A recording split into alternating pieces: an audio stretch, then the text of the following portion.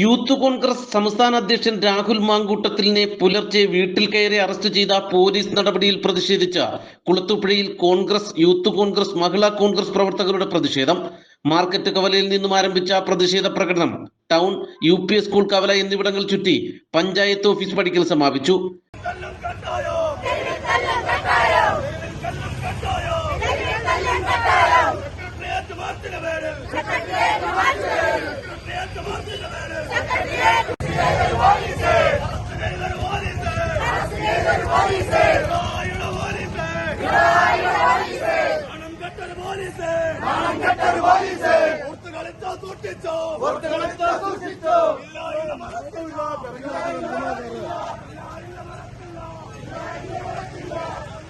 പ്രതിഷേധത്തിനിടെ ഗ്രാമപഞ്ചായത്ത് അംഗവും യൂത്ത് കോൺഗ്രസ് നേതാവുമായ ജോസഫ് റോഡിൽ കുത്തിയിരുന്ന് പ്രതിഷേധിച്ചു.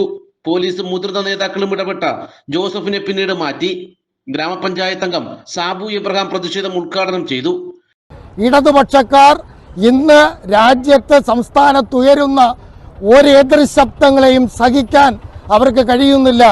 കേന്ദ്രത്തിൽ നരേന്ദ്രമോദി ഏതു നയം രാജ്യത്തെ പ്രതിപക്ഷ പാർട്ടികൾക്കെതിരെ എടുക്കുന്നുവോ അതേ നയങ്ങൾ തന്നെ ഒരുപക്ഷെ അതിനേക്കാൾ കുറെ കൂടെ രൂക്ഷമായ രീതിയിലാണ് സംസ്ഥാനത്തെ യൂത്ത് കോൺഗ്രസിനെയും ജനാധിപത്യ പ്രസ്ഥാനങ്ങളെയും അടിച്ച് ഒതുക്കുവാൻ വേണ്ടി പോലീസിനെ ഉപയോഗിക്കുന്നത്.